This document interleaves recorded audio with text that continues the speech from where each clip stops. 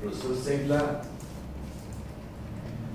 con el profesor Segla iniciamos entonces el manicomio nacional que se llamaba en ese entonces. Y él decidió cambiar a nombre de Hospital Neuropsiquiátrico. No sé si después se llama psiquiátrico ahora, neuropsiquiátrico. Psiquiátrico se llamaba. Psiquiátrico, no. Hospital psiquiátrico. Bueno, ahora, pero neuropsiquiátrico era antes. También la Sociedad Paraguaya de Psiquiatría, ahora cumple 40 años, no era de psiquiatría, sino de neurología y psiquiatría. Antes eran juntos.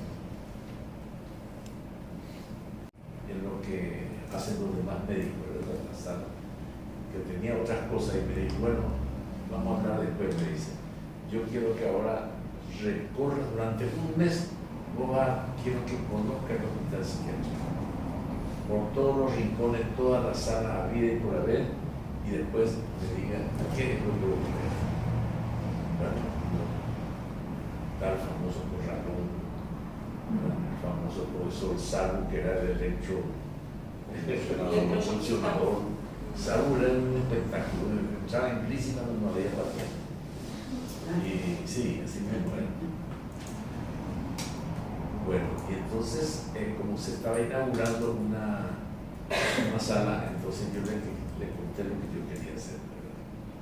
Yo le quería hacer, justamente, quería hacer la comunidad terapéutica, ¿verdad? La comunidad terapéutica que era una forma de desmanicomializar. Quizás tenemos que entender antes, para hablar de desmanicomializar, qué es el manicomio, qué es lo manicomial. Bueno, cuando ustedes quieran cortarme y seguir hablando, no hay problema. Cualquiera, preguntar también. Ese famoso Corralón, yo Sí. recuerdo vago de cuando era niña, haber ido. Ese famoso Corralón existía. ¿Hasta cuándo estuvo ese Corralón ahí? Mira, yo salí en el año Era una especie de 75, 83, 85, por ahí yo salí. Y estaba todavía. Estaba todavía.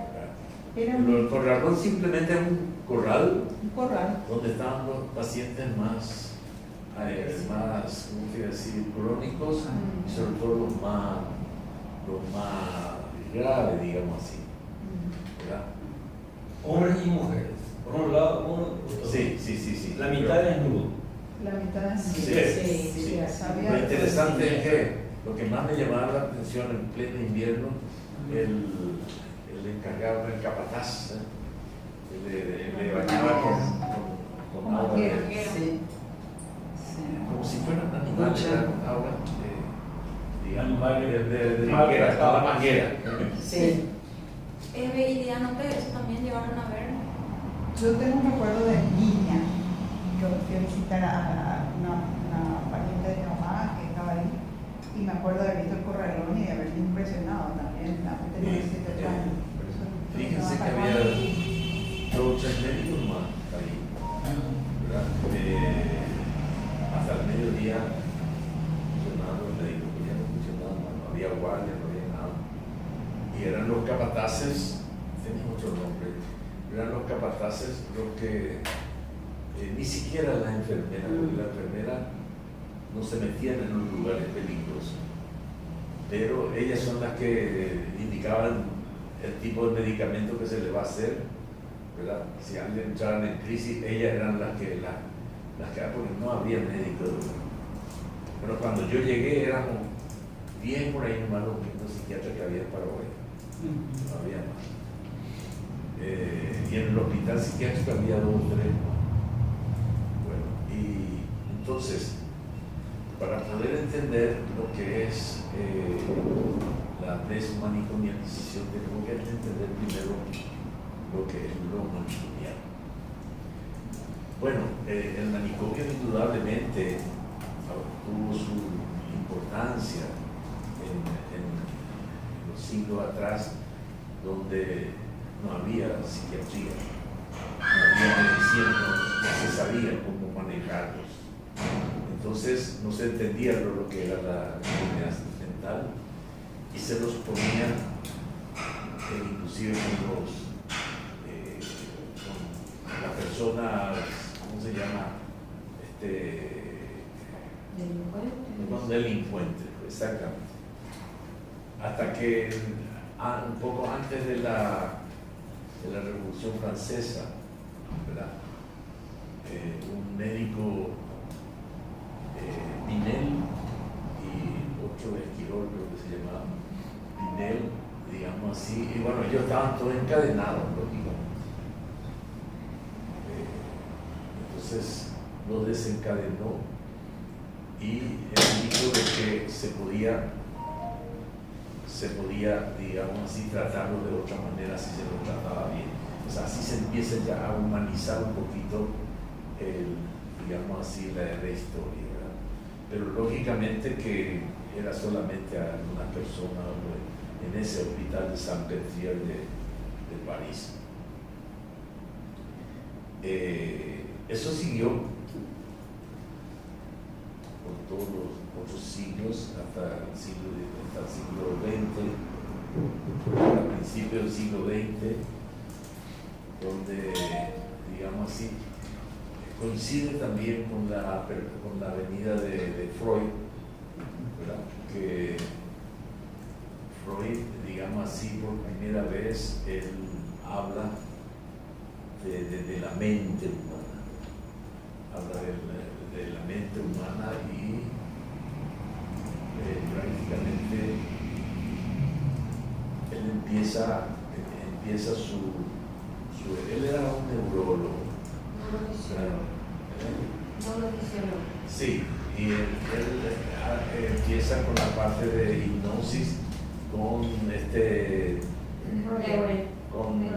antes de Breuer también, pero un francés, Charcot. Y él no era muy buen hipnotizador, no le salía, como se suele decir, pero se dio cuenta de que funcionaba, ¿verdad?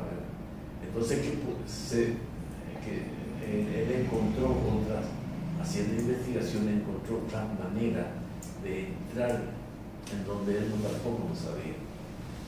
Y entonces él habla por primera vez del inconsciente. Entonces, de que nosotros tenemos montado todo un sistema inconsciente que es lo que prácticamente nos hace operar en la vida. Posteriormente, de Freud siempre siguen los manicomios, lógicamente, siempre siguen los manicomios. Después empieza, en esa época había otros, no sé si ustedes conocen, lo que se llama la insulinoterapia, o el shock insulínico, o lo que sea también ¿cómo se llama? La malarioterapia. ¿Qué les suena de eso?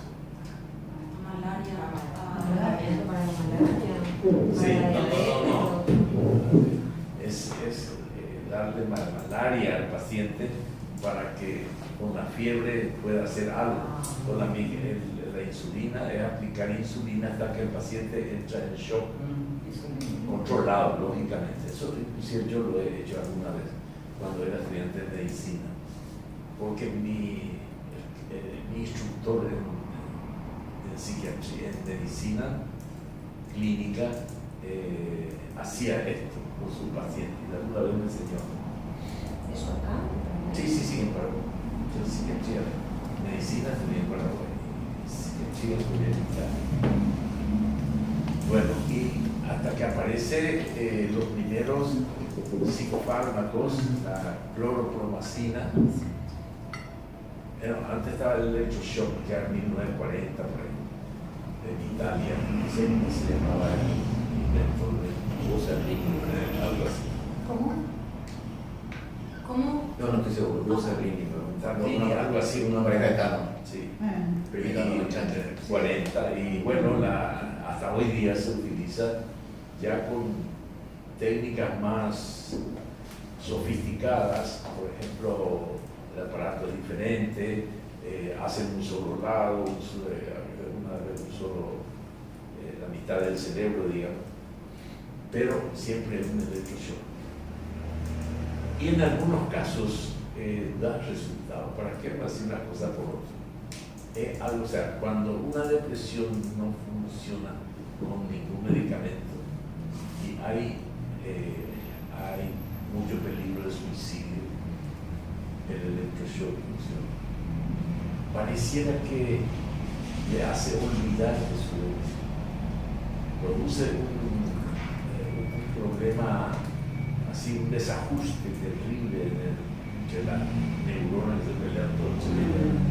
Y entonces, prácticamente, pero una cosa es, ya, yo sí he usado una o dos veces en los 50 años de psiquiatría que tengo, pero digamos así, no hace falta, en la mayoría de los casos, no hace falta el uso de cosas, porque hay medicamentos que pueden sustituirlos muy bien. Y después aparecen, digamos así, entonces la psiquiatría, juntamente con el psicoanálisis, después aparecen los medicamentos, ¿verdad? Y estos empiezan a desplazar a todo lo que sea psicodinámico para entrar en lo psicobiológico. Entonces no se sabía ni por qué, no es que se descubre, la clorpromazina, no es que el laboratorio sacó para psiquiatría, no, se descubrió que entre otras cosas que sirve, ¿verdad? De repente servía también para la psiquiatría, para los enfermos mentales, ¿verdad?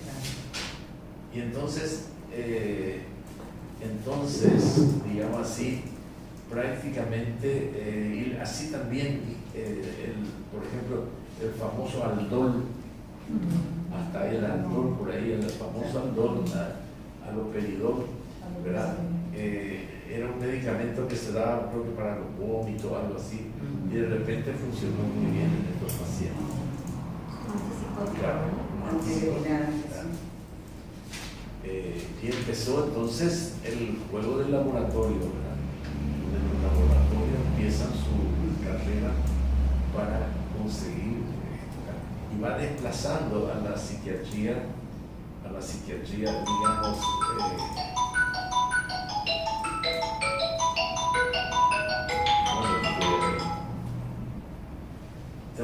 llámame dentro de 2 horas, por favor, porque estoy en una reunión.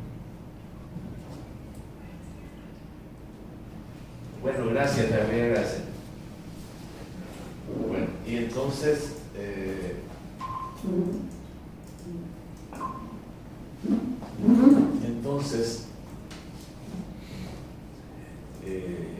los laboratorios empiezan también su carrera para, y así empiezan a salir. Ahora hay cualquier cantidad de antipsicóticos, ¿verdad? Y empieza también la idea, o sea, no sé si el descubrimiento, etcétera, de que la enfermedad mental se ubica, digamos así, por un trastorno de los neurotransmisores. ¿Verdad? Los neurotransmisores que nosotros conocemos son 4 o 5, pero hay como 40 neurotransmisores.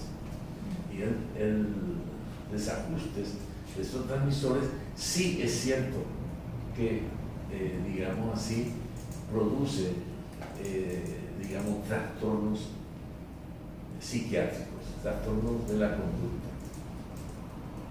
Pero no tienen en cuenta absolutamente de que el ser humano es un ser relacional, ¿verdad? De que, digamos así, en casa tenemos problemas, hay violencia a los niños, ¿verdad? Abuso, y todo ese tipo de cosas. Pareciera como que eso no va a repercutir en la conducta de uno. Y eso es absolutamente falso, ¿verdad? Entonces, nadie niega de la importancia de la psiquiatría biológica, o sea, de los medicamentos. Pero no es lo único que hay, ni es lo único que sirve, ¿verdad? Y es más, si se usa solamente eso, el paciente no se cura, los medicamentos no curan. Entonces, es digamos así, lo que vimos es de que qué es lo que cura, y bueno, y es la palabra, es a través de la palabra. Y aquí hay que decir una cosa, ¿verdad? Yo soy una persona que creo que en general las escuelas que tenemos, o las corrientes que hay, debo decir que yo no soy psicoanalista, pero estoy dentro del ámbito psicoanalítico. Mi terapia, en fin, está dentro de ahí. Pero eso no significa que no reconozca, por ejemplo, que la terapia conductista, o ¿cómo se llama la otra? Cognitivo-conductual, todo ese tipo, todas las otras terapias que yo he conocido mucho, funcionan. Lo que no funciona son las personas que dirigen eso, ¿verdad? Funcionan, porque no podemos pensar que los que hacen terapia cognitivo-conductual, ponerle que son millones, sean todos medio que no le funciona el cerebro, ¿verdad? Por algo ha de servir, ¿verdad? Que le está funcionando a ellos.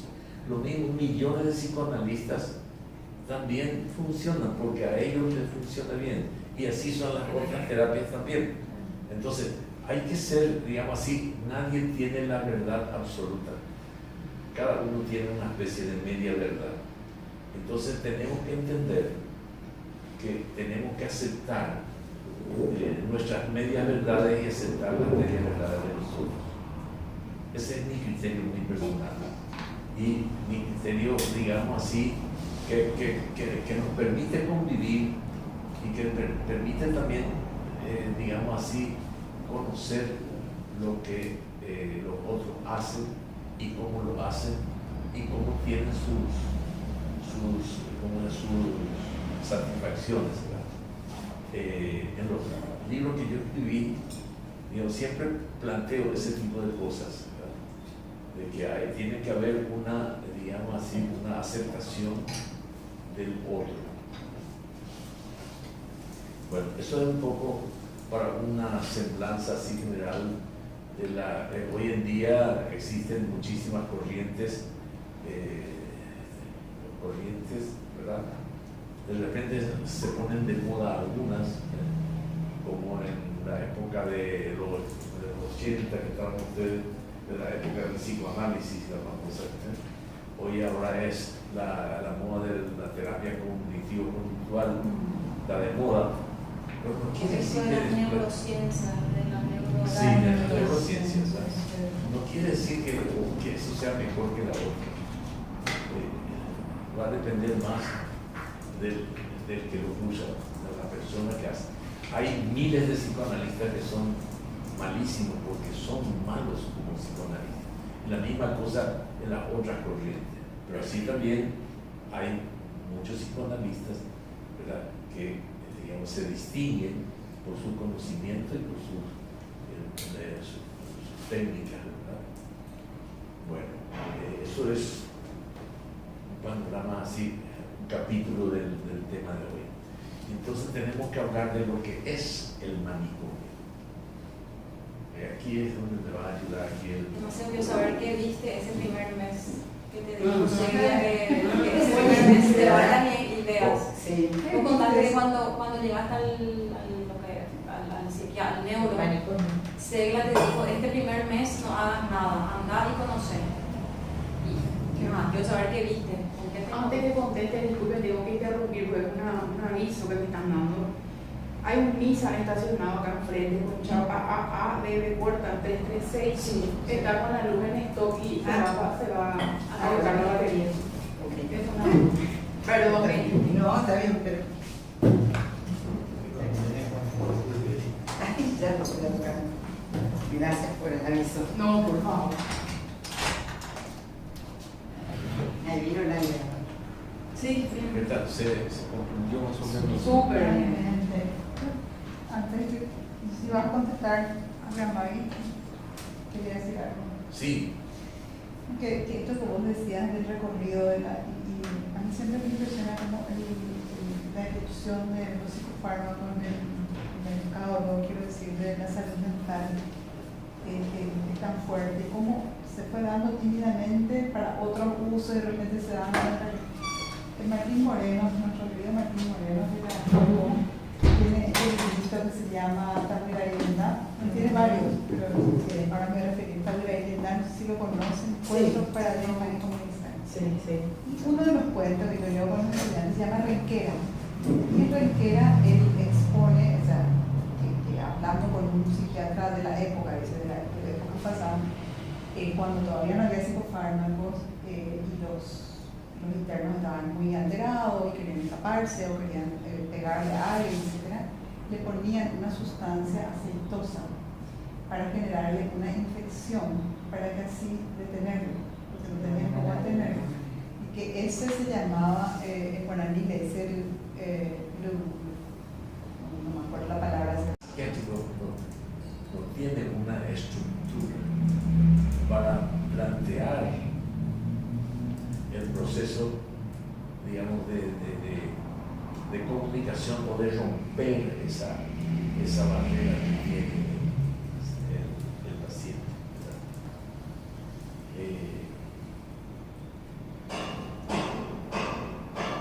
Cuando nosotros creamos la comunidad terapéutica, en esa sala que me adjudicó el profesor, primero yo empecé, ¿qué es lo que hice primero? Es a capacitar a los médicos que iban a trabajar conmigo, a las enfermeras. Ella es una de las alumnas de esa época que, digamos, era alumna ella, y en esa época yo estaba como director y profesor de ellos y les llevé al hospital psiquiátrico a la comunidad, a trabajar en la comunidad, ¿verdad?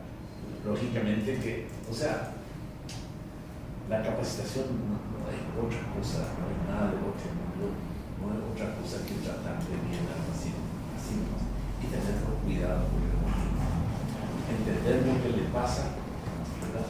Entender lo que le pasa y tener, bueno, ella cuando se fueron, habían 3 grupos, no sé si te acuerdas, habían 3 grupos. Un grupo era cuando los pacientes recién entraban. Nosotros queríamos en ese momento honrarle al profesor Segla, a pesar de que era un psiquiatra, así de que mucho a mí me dejó trabajar, ¿verdad? Y era un pabellón para 40 pacientes. Y yo le dije, yo solamente puedo tener 20 pacientes para comenzar, porque si no voy a tener tanto que no voy a poder manejar. Él me dijo, como vos quieras. Entonces empezamos a trabajar, empezamos 15. Entonces dividimos a los pacientes. Yo que también, otra de las cosas que le pedí era que sean pacientes, entre comillas, vírgenes, o sea, que vírgenes del psiquiátrico, que no habían entrado al hospital psiquiátrico. Que hayan llegado Que recién. no tengan la experiencia manicomial. Entonces es mucho más fácil trabajar. Por esos pacientes vamos a llamarle limpios de manicomio. Y eso al principio sí, pero después ya me negaron eso y tuvimos que traer del corralón esos pacientes. Claro. Bueno, y los pacientes más deteriorados, digamos, estaban en un grupo, los pacientes que iban asimilando un poco lo que nosotros planteamos. ¿Por qué querían que se asimilen? Porque ellos tenían que ser también colaboradores con los otros más deteriorados, ¿verdad? Entonces teníamos que ir preparando y capacitándole a cómo hacer. Un ejemplo no le voy a dar. Había pacientes muy agresivos que otro momento hasta ahora. De hecho, yo a la celda de, ¿cómo se llama? Celda de seguridad. La celda de seguridad. La celda de seguridad es una celda de 2 por 1, así, ¿verdad? Donde el paciente estaba totalmente desnudo, no hay una sola colcha, no importa que haga frío, está tirado ahí hasta que él esté tranquilo, ¿verdad? Bueno, nosotros también usábamos celda de seguridad, el paciente muy agresivo al principio, pero le poníamos 2 compañeros para hacerle compañía, para que hablen con él, para que traten de tranquilizarlo, ¿verdad? Pero después nos dimos cuenta que podíamos hacer lo mismo sin que entren las de la... Entonces, esto fue idea de ellos, ¿eh? Porque eso es una cosa importante, idea de ellos, de formar un equipo de especie de policías que entre todos le contenían entre todos y le atajaban entre todos. Claro, porque había asambleas. Ese tipo de cosas hacían, ¿verdad? Carlos, ¿te acuerdas que había asambleas de pacientes? Sí, bueno, luego la comunidad terapéutica se caracteriza por ser algo democrático. Entonces, una asamblea al mes con todos los pacientes, con todos los médicos, con todos los psicólogos, trabajadores, limpiadoras, etcétera, se reunían y cada una podía empezar lo que quisiera, ¿verdad? A veces ahí se cambiaban los horarios. Por ejemplo, había un partido de fútbol a la noche y pedían no dormir temprano, entonces se cambiaban ese tipo de cosas, ¿verdad? También había otro tipo de reuniones donde se planteaba, así que, ¿por qué no explicar un poquito de lo que vos te recordás de esa época? Pedacitos. El otro es la identidad. O sea, el individuo va perdiendo su identidad, ¿verdad? Eso que hablaba de la ropa, nosotros llegábamos a poner en la cama de cada uno el nombre de cada uno y juntamos esas, cuando teníamos plata, ¿verdad? Juntamos esas cajas de madera de frutas. Entonces juntamos eso y poníamos 2 o 3 para cada paciente. Entonces cada paciente podía poner sus cosas ahí. Pero la ropa, nunca, porque eso se mandaba a lavar. La idea era que nosotros queríamos que nuestros pacientes lavaran sus propias ropas. No, eso entra todo. Claro. Eso no logramos. Algo institucional. Pero sí, yo me acuerdo, le estaba contando a él justamente que había un paciente ya una cierta edad que siempre andaba caminando por ahí, no era nuestro paciente. Hacía un calor tremendo y él con un sobre todo siempre cerrado. Y había sido que abrí eso y era una casa, era como un caracol, ¿verdad? Tenían ollas, tenían cosas suyas ahí, todo en su... cosas de ese tipo. En su mochila. En su mochila. Claro, característico de la gente que vive en calle o que no tiene un techo. Claro. Tiene una institución y tiene que cuidar, pero si todo no se lo lo estaba roban. ahí. Porque si no se lo roban y desaparece. Bueno, entonces nosotros intentamos tener clases, no clases, sino relacionados con los estudiantes de psicología, como yo tenía relaciones con la escuela italiana, ¿verdad? También los del Dante venían a jugar con los pacientes para Hollywood, formábamos equipos, ¿verdad? Entonces la parte de la comunicación se hacía en esos términos, ¿verdad? Por ejemplo, había un partido de Olimpia Cerro, entonces los cerristas buscando que en un equipo, bueno, ¿quién es lo que va a ganar? No, por Olimpia, esto, por el jugador, bueno, o sea, buscar la manera de relacionarse. Carlos, eso funcionaba en uno de los pabellones, era como una... Sí, lo único. Una de las alas funcionaba así. Se hicieron mientras que las otras, dos pabellones. con la lógica de siempre. 2 pabellones, ya empezamos con el de hombres, y después ustedes ya venían con el de mujeres. Estaban un pabellón para hombres y un pabellón para mujeres. Y yo me acuerdo que ella, en esto les tocaba a veces ese grupo muy difícil, se me traían lo del corralón, ¿verdad? Y le enseñaban a bañarse, ¿verdad? Yo me acuerdo demasiado bien, por ejemplo, le bañaban y le decía, bueno, este es tu brazo derecho, este es tu brazo izquierdo, así ese tipo de cosas mientras se bañaban, ¿verdad? Otra de las cosas interesantes es que, bueno, vos no, indudablemente si vos hubieras estado ahí no hubiera sido otro problema, porque ellos nació tenían un espejo. Un espejo. Lo primero que se pidió en la asamblea era un espejo. Hasta hoy día no. Bueno, Que puede haber espejo de un casa. espejo. Y vos sabés que, Pocas. bueno, compramos nosotros y trajimos un espejo así. Y colocamos al otro día colas para mirarse en el espejo. Hacía años que ellos no se veían. Años que no se veían. Y estaban para peinarse y ponerse bien. No había, por ejemplo, otra de las cosas que fíjense cómo se va volviendo persona la gente. En los excusados, los baños, eran baños abiertos, no tenían puertas. Era el peligro de que se encerrara. Lo primero que pidieron es poner, aunque sea una. Es decir, yo creo que no pidieron, no recuerdo muy bien, yo creo que ellos pusieron una sábana ahí ya para cerrar y ese tipo de cosas son pequeños detalles que, digamos así, iban planteando de la necesidad de ser persona. Entonces, no eran solo pacientes. Claro. Salían de ese rol paciente a ser personas. Sí. Y bueno, es importante decirlo acá, ¿verdad? Que los derechos humanos es lo primero que se debe respetar. Los derechos humanos sirven también como una herramienta terapéutica, ¿verdad? Estamos hablando del derecho a tener una identidad, entonces buscamos una manera, derecho a relacionarse con los otros, ¿verdad? Al cuidado, en fin. Vos sabés que nosotros teníamos un equipo de familiares o de gente, de ellos, amigos de ellos, que conformaron un equipo de gente que traía cosas para nuestra sala.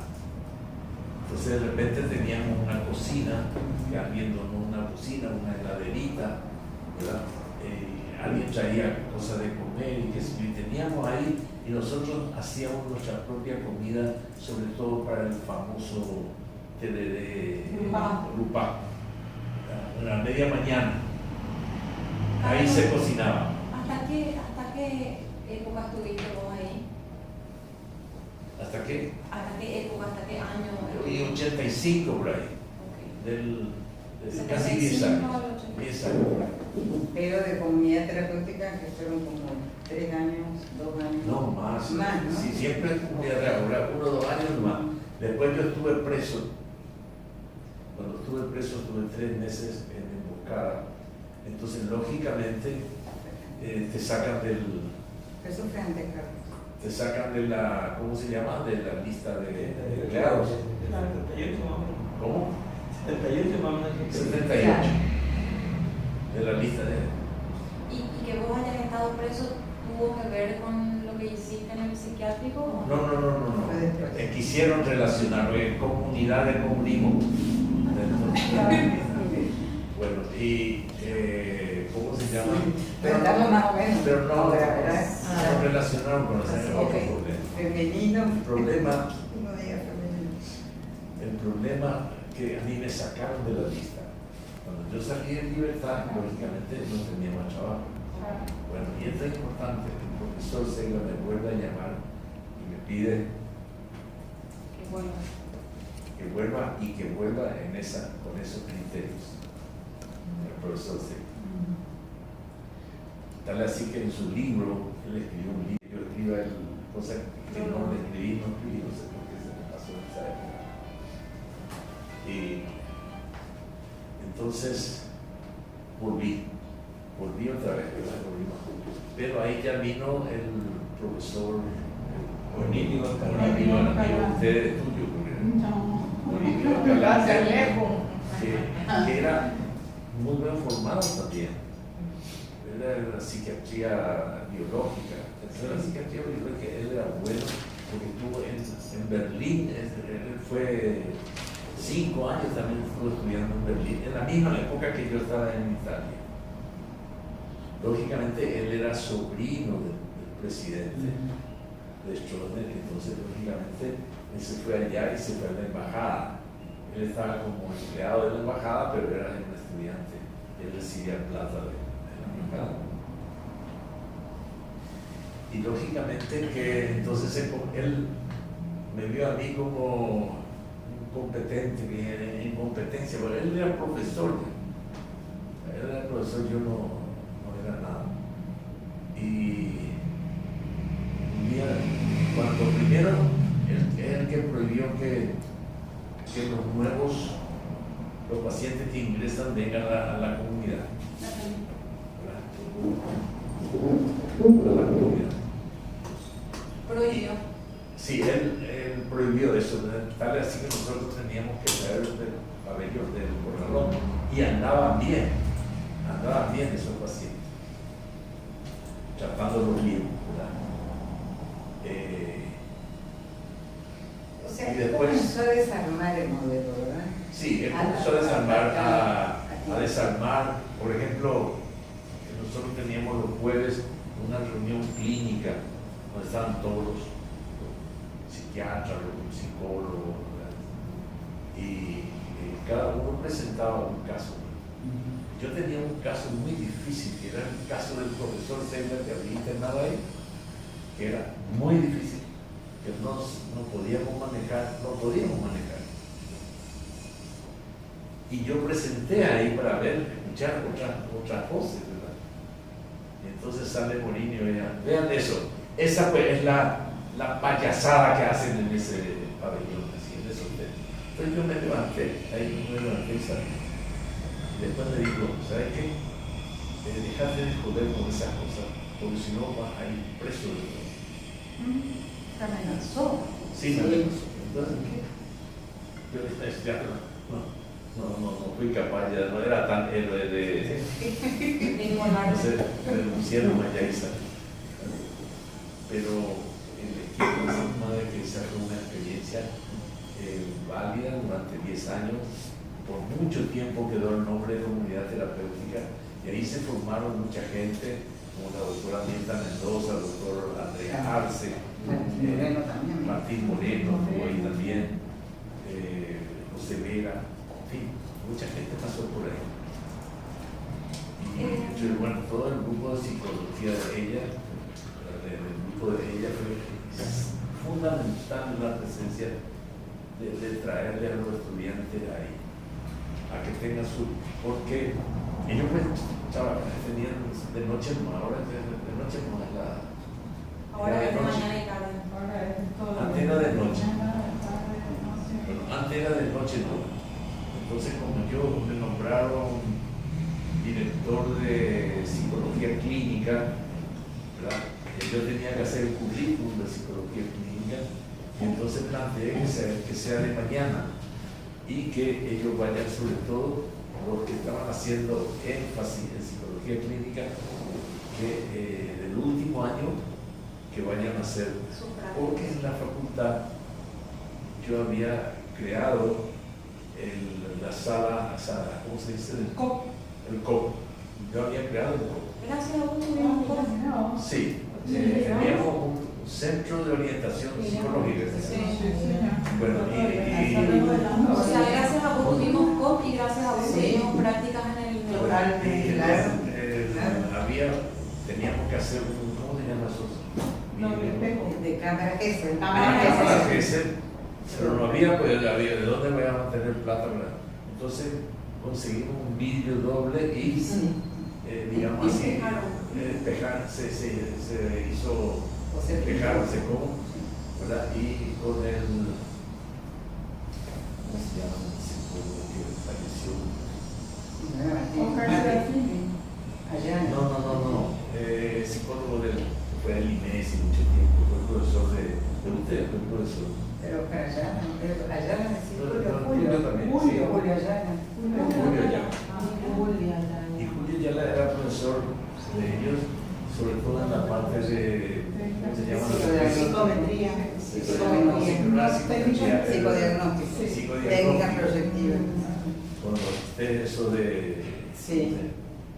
Bueno, Por una cuestión de tiempo, ¿qué tal si le escuchamos también un poco a Agustín? bueno, Como acá para... ¿Eh? no, ningún problema, al contrario, yo esperaba que me interrumpa. Y más que yo como algunas cuestiones conceptuales que a mí me son importantes, nosotros discutimos mucho.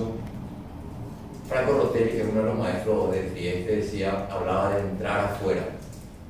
No se entra solamente adentro, se entra afuera, de entrar a lo comunitario. Todo requiere entrada. Entonces yo vengo del mundo de lo comunitario, yo entré afuera. Y yo les voy a contar un poco más de ese reporte, ¿no? Nosotros decimos mucho que el cambio paradigmático es un cambio básicamente epistemológico. Es desde dónde se piensa lo que se piensa. Porque no se hace así, es que de repente hay gente que ahora con la nueva ley de salud mental habla de un centro de estudio avanzado en neurociencia, porque no hay debate epistemológico. No hay debate epistemológico, no hay de dónde hacemos lo que hacemos. Entonces, en la retórica tecnocrática, en realidad valida las relaciones de poder y el mismo modelo. El modelo queda intocado. Entonces, eso hay que entrar un poco. Incluye quién es uno, quién es el otro en esta relación médico-paciente o profesional-paciente, qué tipo de vínculo construimos, lo identitario, toda una serie de debates que yo creo que habría que meter en esa reflexión. Lo otro que decía cuando venía para acá es que yo no había caído en cuenta, a pesar de haber sido caído 3 veces, que esto es como si yo fuera una institución paraguaya sería un mecanismo. O sea, discutir las lógicas de encierro a nivel de la institución del Estado paraguayo es lo que yo más haría. Entonces yo tengo una vinculación mucho más honda de lo que yo suponía. Creo que pensaba bien. Algunas cosas no para pensar lo manicomial, yo trabajo otro concepto de lo manicomial que son relaciones en las cuales se generan tajantes separaciones por las cuales hay un grupo que sabe qué son y que hay que hacer con su sufrimiento psíquico y otro grupo que no sabe. Pasaglia decía que lo manicomial es lo tajante, son separaciones indiscutibles, irreversibles.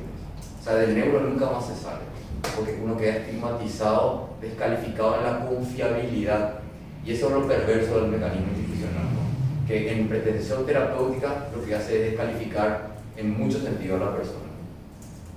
Nosotros hablamos, Carlos mencionaba los manicomios eléctricos, el electroshock, hablaba del manicomio químico, que es la sobremedicación de la gente, los manicomios simbólicos, que es el rotulado psiquiátrico. Ahora no sé si a Carlos le pasa como psiquiatra, pero yo, enorme parte de la primera entrevista es escuchar a una persona que viene a una consulta hablar como yo no hablo como psiquiatra, inclusive, ¿no? Diagnósticos, psicofármacos, profesionales, instituciones, ¿no? La psiquiatrización de asunción, que es todo un tema no porque sea un problema del discurso psiquiátrico, no es el problema de eso, el problema es su pretensión de unicidad. Solamente el monólogo psiquiátrico puede nombrar lo humano. Eso también hay que discutirlo fuertemente como manicomio simbólico, ¿no? Una discusión también me parece interesante es discutir la relación maniquea locura-cordura, ¿no? En el sentido común funciona locura mal, cordura bien. Nosotros tenemos una definición dialéctica de eso que es: necesitamos la cordura para cuidarnos, que es la cordura la que te hace mirar una avenida para antes de cruzar. Pero si sos demasiado cuerdo, te captura el terror y la desconfianza. Y eso le dice una psicoanalista neozelandesa, Joyce McDougall, le habla de lo normópata, cuando uno es demasiado normal. O sea, ahí vemos la contradicción de lo normal. Y después decimos, necesitamos la locura para 3 verbos locos fundamentales que son cambiar, crear y arriesgar. Ahora, imagínense una humanidad sin esos verbos, pero por otro lado, si somos solo locura, nos morimos porque no nos cuidamos nada. Entonces, es un poco un reposicionamiento de la discusión cordura-locura que también me parece que hace lo epistemológico.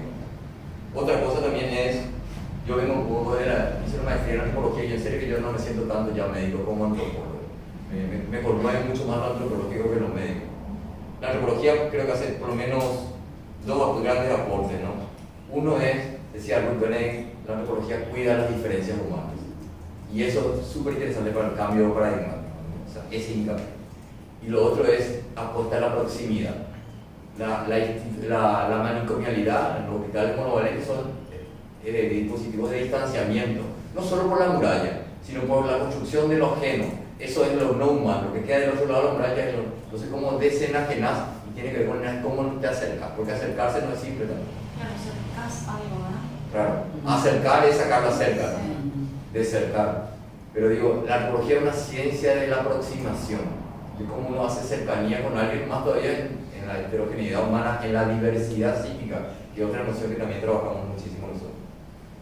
El otro hincapié es un poco la cuestión de la salud mental comunitaria. A mí me parece que otra cuestión de la manicomialidad y la construcción del enfermo, de la enfermedad en términos individuales estrictos.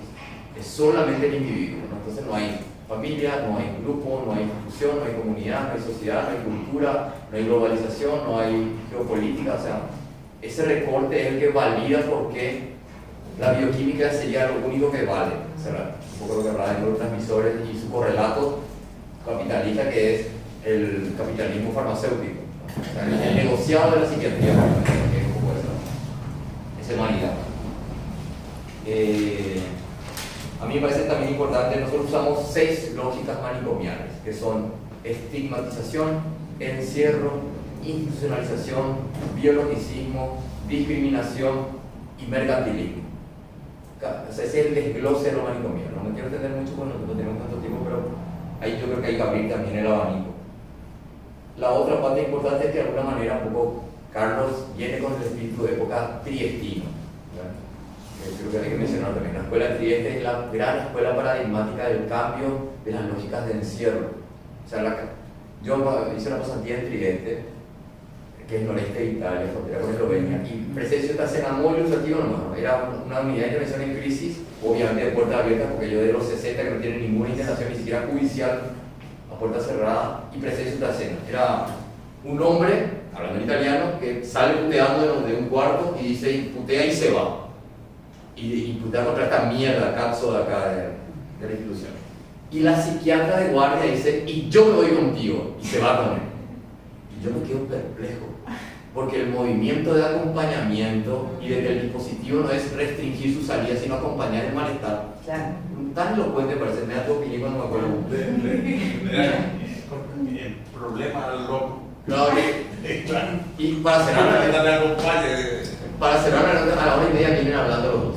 Claro, y claro, y aparte es muy interesante porque es muy práctico, es una intervención, es solidaria y se fue con él, lo contuvo y volvió. ¿No? Volvió. Muy concreto. En vez de... O sea, él le contuvo a ella también. También posiblemente.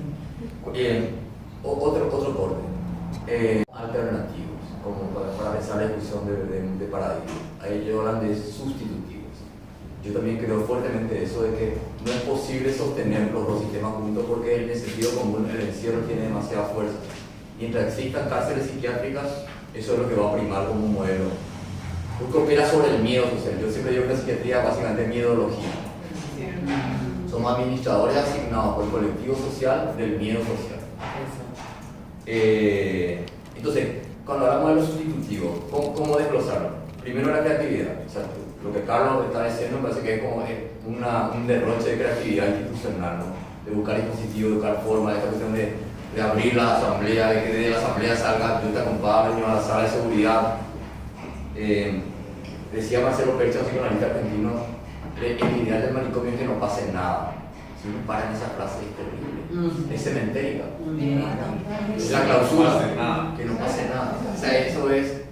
Yo me acuerdo que una vez discutí con un residente, ahora ya psiquiatra, que me dijo, era ese residente que estaba en el neuro, me decía, en mi sala las enfermeras me quieren porque mi sala siempre está tranquila. Y yo le decía, che, Dani, dos cosas, si las enfermeras no están bien, hay que hacer un dispositivo de contención porque nosotros estamos para una tarea de contención de gente en crisis. O sea, no podemos administrar el sufrimiento del otro para contener nuestro sufrimiento que no nos hacemos cargo.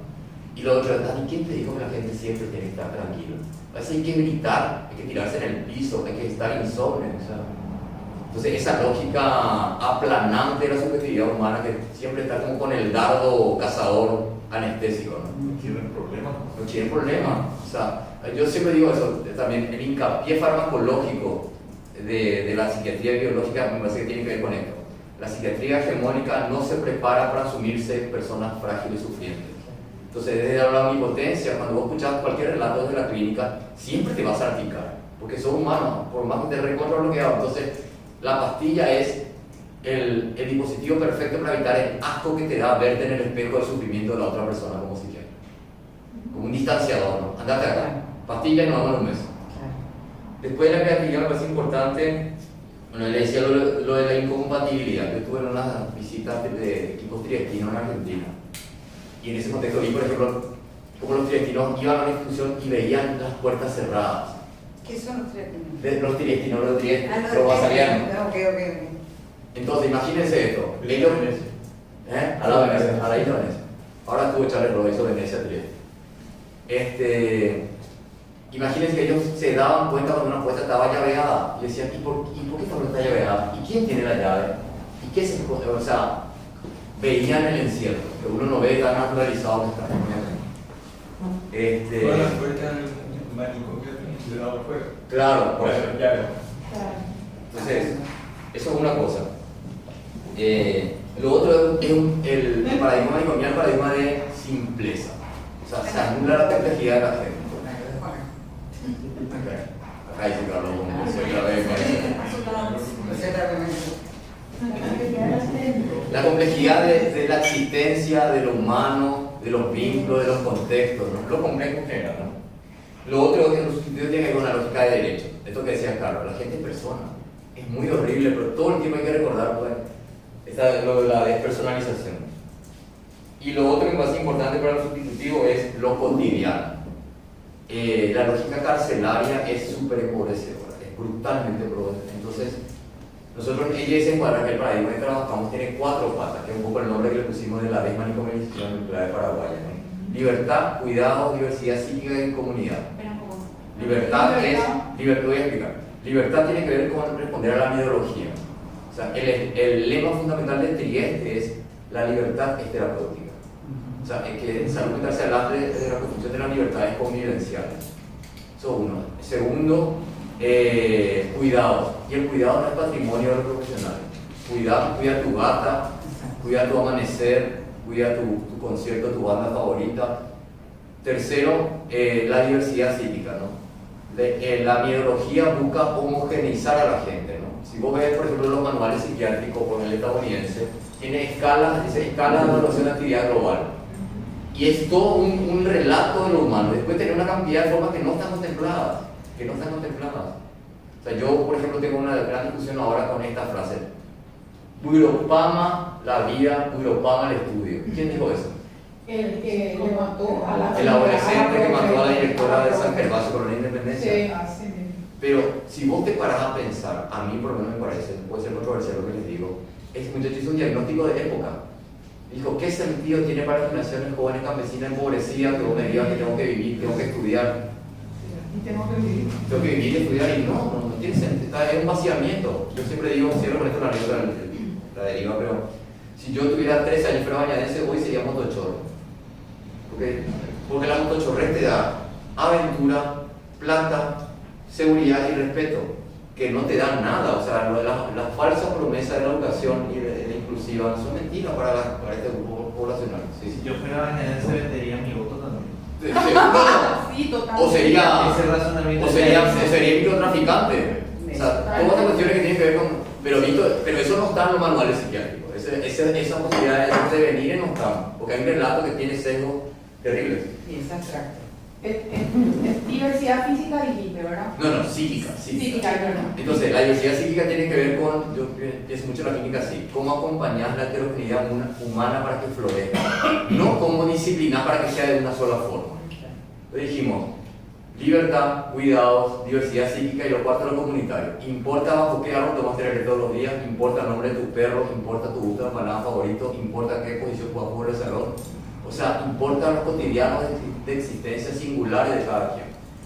Todo lo ejemplos que vimos, la ropa, la no conversación, la lata de leche de nido, el aislamiento, son lo contrario a la vida comunitaria, ¿no? Pues son las lógicas de depósitos humanos, las lógicas carcelarias, ¿no? Imagínense que somos tan manicomiales que queremos carcelizar los colegios con detectores de metales, y como si nada se dice, Pero va a mostrar seguridad, ¿no? Donde hay una lógica de enemigo todo el tiempo, el otro como enemigo, el otro como enemigo. Esto es una discusión real epistemológica. ¿Cuál es esa otredad, esa diversidad que validamos?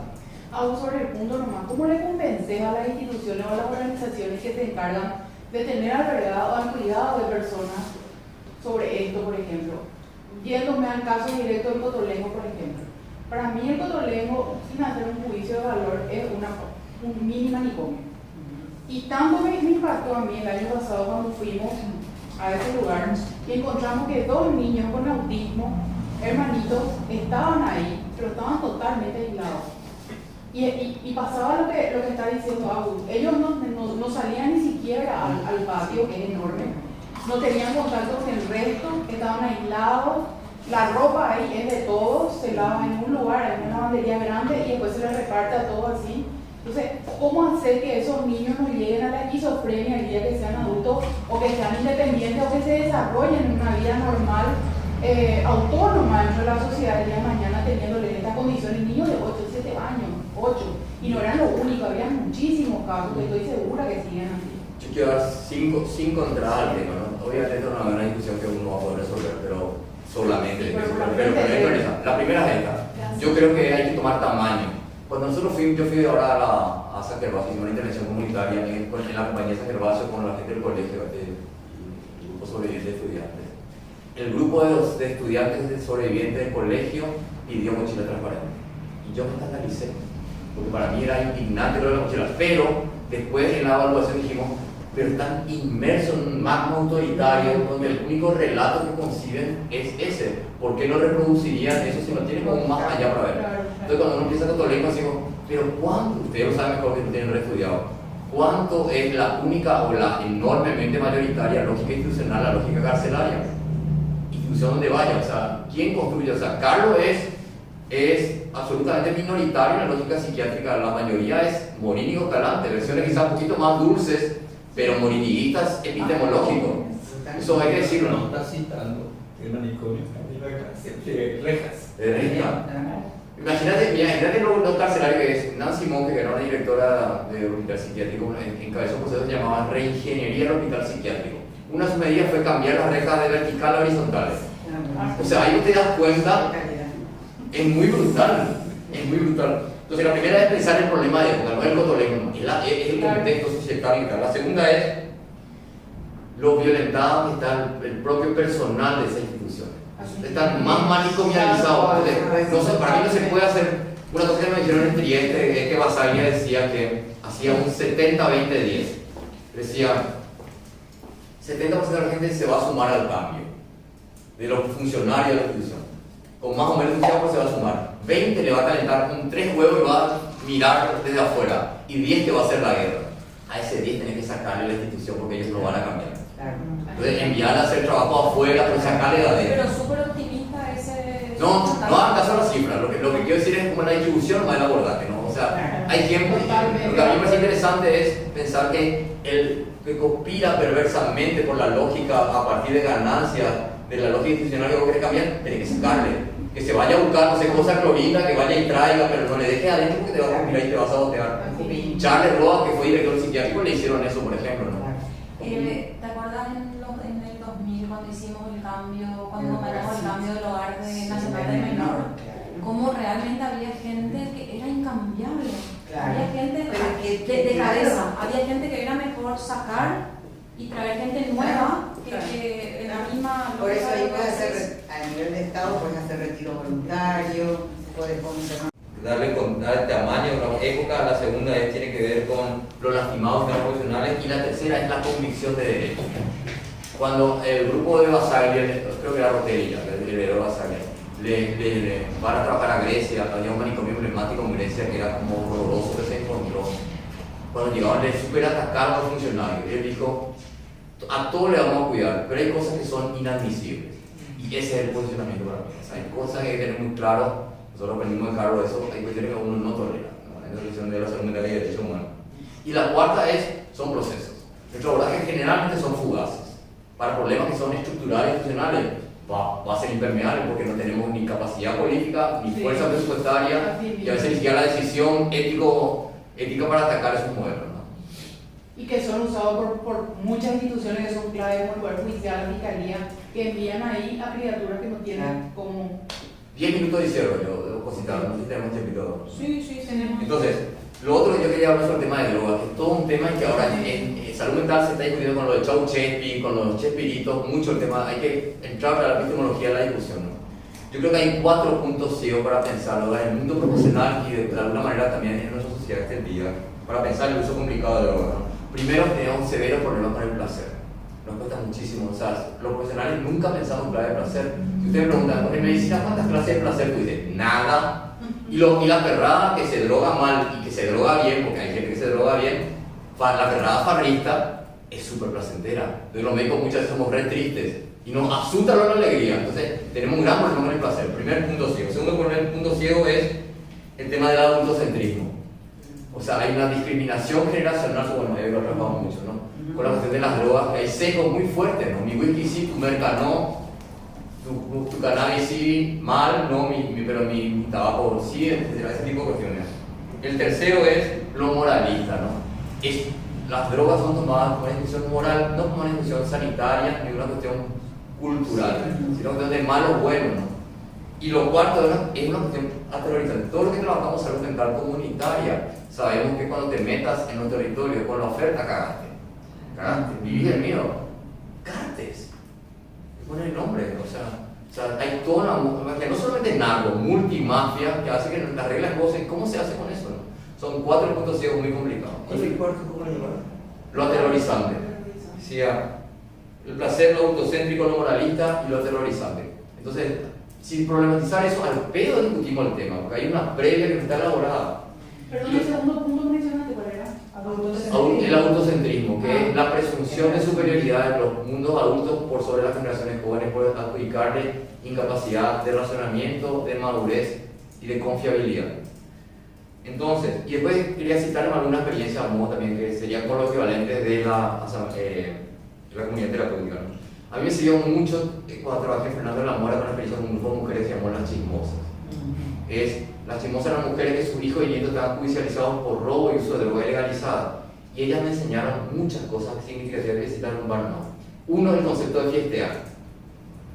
Ellas usaban esa palabra, yo no entendía qué quería decir hasta que les pregunté, y el concepto era chupar, poner música, bailar, hacer chistes, hablar al pedo, cuando enfrentamos realidades que sabíamos que no íbamos a cambiar.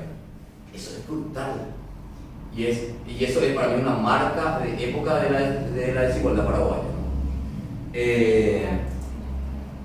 La otra experiencia que es significativa solo para mencionar es lo de clinitaria. Es hacer clínica de salud mental con sensibilidades comunitarias en base a la estrategia de atención primaria de salud que encabezó mucha esperanza.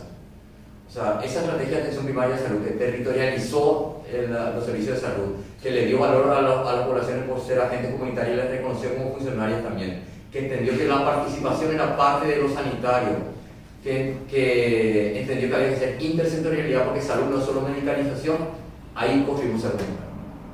Ruth Irala decía, APS es salud mental, ¿verdad? Porque es la construcción cercana de los derechos de la gente en clave integral. Eso también es importante. Y fue muy importante porque también nos desarmó las disputas de los pequeños narcisismos entre lo clínico y lo comunitario, lo clínico y lo educacional, que en el mundo de salud mental es como muy fuerte.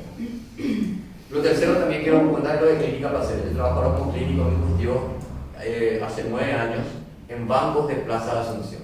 ¿Por qué es importante mencionar? Porque también la clínica privada hay que problematizar, ¿verdad? O sea, el consultorio de Agustín es un banco de la plaza. Sí, me encanta. Hoy estoy en Plaza Italia, Uruguaya, Batallón 40, Julio César Ranco, esta línea Antequera, son las plazas donde tengo procesos. Yo voy a sacar un turno contigo para Sí, los 40 que van a hacer. ¿Qué voy a hacer?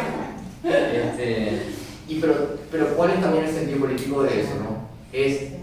A mí no sé si todo viene en Asunción Metropolitana. Para mí Asunción hoy, uno de sus grandes problemas es la construcción bélica de la diferencia. Es el otro es mi enemigo, el otro es mi amenaza.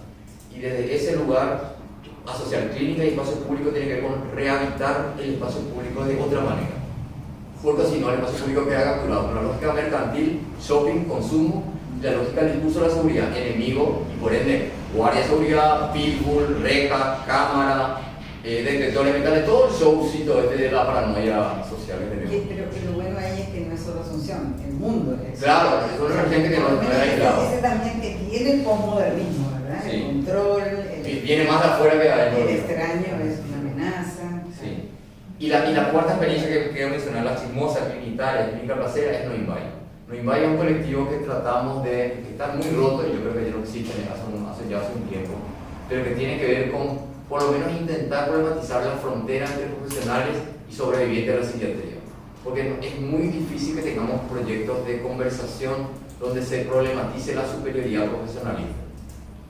Entonces, en el mundo hay muchos movimientos como el MedPride, el Orgullo Loco, el movimiento de oidores de voces, los expertos por experiencia. O sea, hay muchas nomenclaturas que problematizan la asimetría siempre del saber supuestamente superior del mundo profesional. Eso también es una cuestión que nosotros intentamos como problematizar. ¿Quiénes son los sobrevivientes de la psiquiatría? Son las personas que vivieron violencia psiquiátrica. Internación convulsiva, medicación convulsiva, estigmatización psiquiátrica. Pero ese es uno de los nombres, como te digo, no sé. En Buenos Aires no están los grupos de ayuda mutua donde no hay profesionales, son todos gente que ha vivido la experiencia y son personas llamadas pacientes, ¿no? Que también es otra parte importante, ¿no? Yo sugeriría también fuerte que, o sea, para mí la escuela nuestra es triestina, o sea, y ahí el departamento de salud mental de Trieste es como la referencia. Igual, hoy en día en Provincia de Buenos Aires hay una super experiencia de cambio institucional, sería buenísimo poner diálogo, que nos va a costar menos guita conectar, y que son, nosotros cuando estaba APS fuimos a la Fundación Osvaldo Cruz en Río de Janeiro, y ahí está Paula Amarante, que es el referente brasileño para el SUS, el Sistema Universal de Salud, que tiene su lado de salud mental, que ellos son muy triestinos también. O sea, digo nomás que hay como experiencias regionales muy bien. Bueno, y después están acá los maestros locales, ¿verdad? No, sí, no, y en Argentina hay mucho, hay un movimiento de... Río Negro, emblemático. Río Negro ya de los 90. Exacto. Sí, ya bien, con Bueno, Hugo Cohen, Moffat, Alfredo Moffat, que está muy mal de salud ahora. Sí, la experiencia que él tenía de horizontal, ¿verdad? Sí, del bancadero, Exacto. de la Peña Carlos Gardel, Exacto. en la psicología social computacional. La verdad, en realidad hay mucho para contar, pero Sí. me quedo yo por ahí.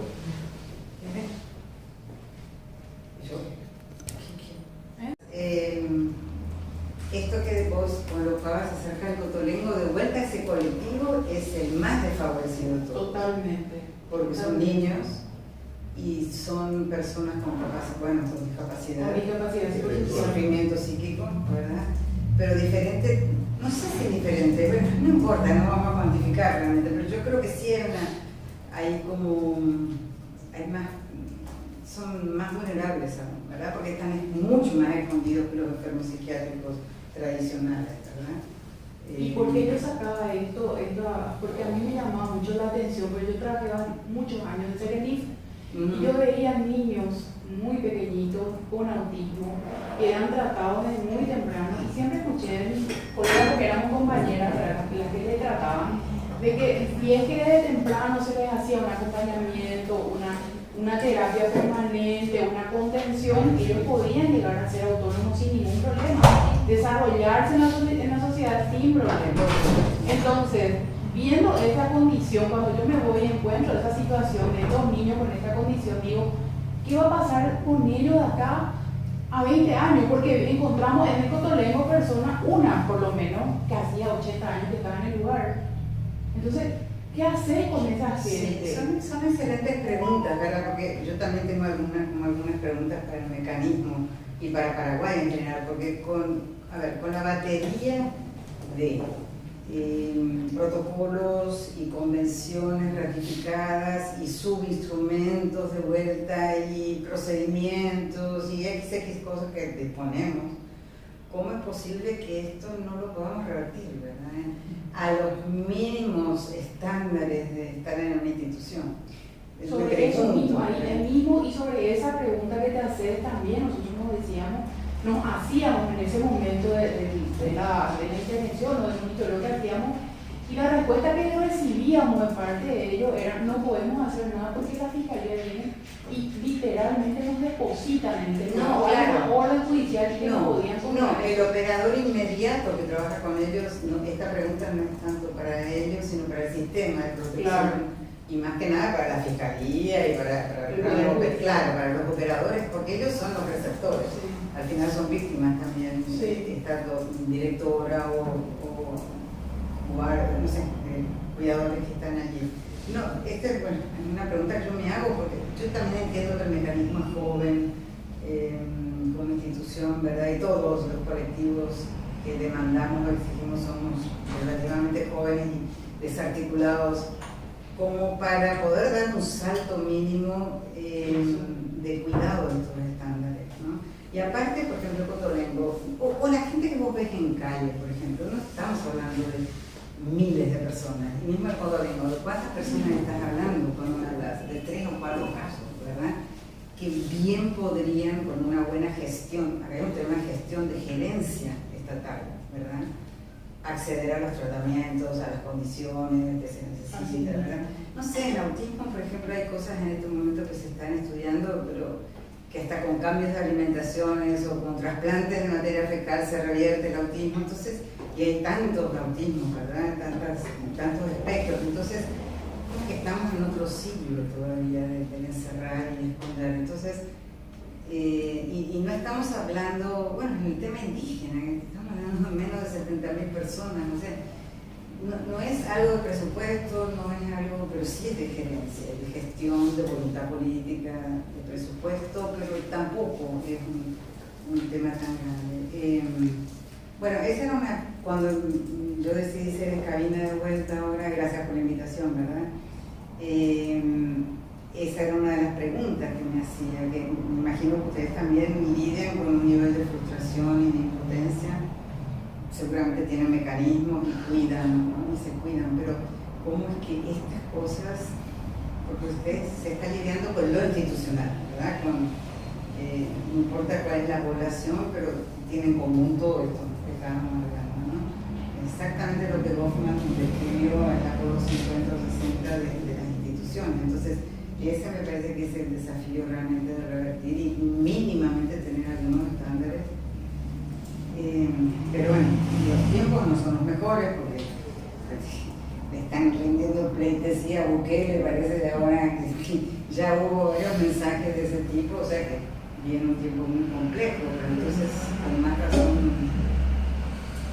Bueno, eso era un poco para contestarte esto, bueno, lo que pienso, y solo para dar un cierre a lo de Carlos,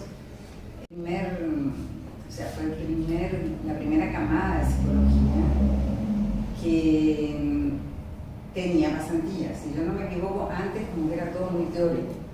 Y entonces la propuesta de trabajar en la comunidad terapéutica o no tener las visitas tradicionales al psiquiátrico fue realmente una experiencia excelente para nosotros. Nosotros hicimos psicodrama, hicimos relajación y trabajamos en el esquema corporal, como cuando Carlos hablaba del derecha, izquierda, arriba, abajo, o sea, fue la posibilidad de trabajar libremente y con todo el apoyo de supervisiones, de reuniones clínicas y de contención, ¿verdad? Es un verdadero programa por donde se camine, ¿no? Y también como una práctica de convivencia democrática, ¿no? Otro concepto. Muy desafiante y fue corto porque se desmanteló. Cortado. Claro, porque era muy subversivo, era realmente... Eso iba a decir, ¿qué es subversivo, pero qué es nuevo para la época? Porque eso no nos gusta. Eso, vanguardista, porque si hasta eso lo hiciéramos hoy, sería vanguardista. Sí, no, por supuesto. Tiene una vigencia y vanguardia. Por supuesto. Lo que pasa es que esto tiene... Desgraciadamente, ¿verdad? Eso tiene que ver con Carlos, ¿verdad? Realmente Carlos, como en la escuela de Trieste. Claro, Carlos era un emprendedor, ¿no? Y como emprendedor él traía, y trae hasta ahora, ¿verdad?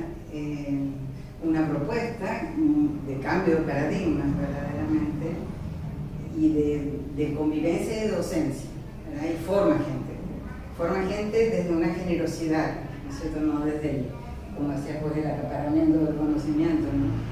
Y entonces ese fue su área de inicio, pero después, como realmente había una dificultad muy grande, porque no había tanta apertura, fue el campo de la niñez, donde pudo, y ahí todo de vuelta, un emprendedor haciendo cosas y propuestas, y ahí propone el cambio de los hogares cerrados de niños, el cambio de la privación de libertad al centro educativo, pero es el mismo tema. ¿verdad? Que es Pero no, desinstitucionalizar. Es que cuando yo les escuchaba hoy, decía, esto no es solo para salud mental, eso es, todo lo que ustedes hablaron hoy sirve para, desde el ámbito de lo que es el MNP, Sí. para el ámbito penitenciario, Hogares. hogares de adultos mayores, adultos mayores, Adultos mayores, estamos haciendo con adultos Yo les mayores. cuento que cuando se quemó el Panchito López, ¿verdad? Justamente después nosotros estábamos en el proyecto AMAR, y entonces yo conseguí que el proyecto AMAR una financiación para, teníamos que, nunca me voy a olvidar cuando buscamos un lugar a dónde llevar el Panchito López. Había un lugar en ¿cómo se llama? No, de En trabajo. de la Mora. Ajá, sí. Entonces hubo una reunión diciendo general de toda la gente de Fernando de la Mora, donde planteamos nosotros que queríamos llevar a un lugar determinado. O sea que pues pudimos salir Sí. el compañero que nos esperaba en la camioneta abierto, ya no sé, nosotros nos Como la tiramos, película. salimos corriendo casi apedrados, sacamos. Es que el paradigma también de las comunidades. Conseguimos finalmente Los manicomios también. crear ahí es donde está el Panchito, el Yaguá.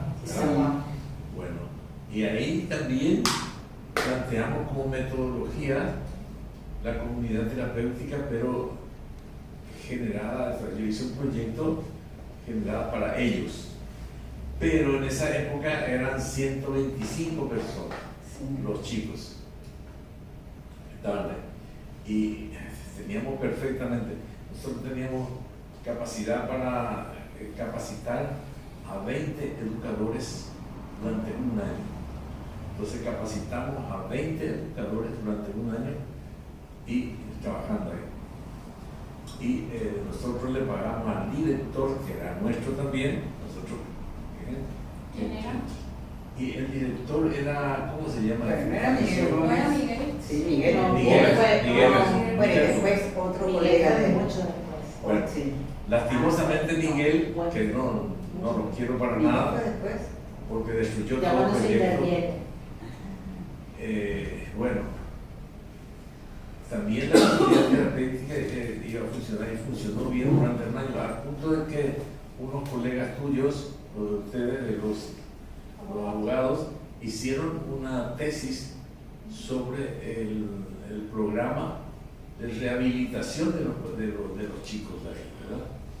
Solamente que después del año, el Ministerio de Justicia y Trabajo tenía que,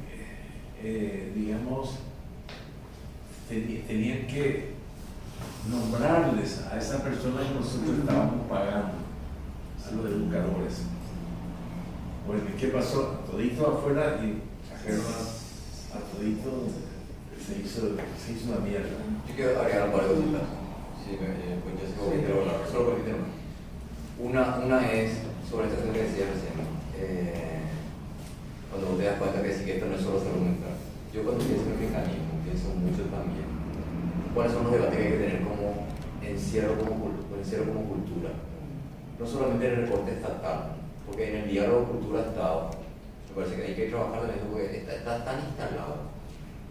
Ahora yo justo hoy estuve un trabajo, en una jornada virtual con la UBA, una jornada sobre salud mental y derechos humanos de la Facultad de Ciencias Sociales. Y mi trabajo se llamó así como le dije, Uropama, la vida, Uropama, el estudio, vigilancia y castigo en instituciones educativas en Paraguay. Y yo cuando terminé y de presentar el trabajo se hizo los comentarios y dije, intenté no decir ninguna vez la palabra manicomio en mi trabajo, pero que se sienta la manicomialidad en la lógica extrasanitaria, porque está el rol de los psiquiatras hegemónicos es un rol asignado socialmente. No es que los psiquiatras inventaron eso para hacer así porque les encanta, es lo que se les pide. Obviamente lo cumplen con mucha alegría y beneficio económico finalmente, pero hay una asignación social de ser policía de la conducta. Un comentario. El otro es, porque lo habíamos hablado antes, sobre el tema de intercuidado de equipo. Hay una categoría que me gustaría, ya que veo que Diana está tomando no sé para qué nota, pero no confía que alguien teclea que ahora no. Intercuidado de equipo es una experiencia, es Te también vamos a hacer llegar después esto. Sí, porque estamos grabándole para...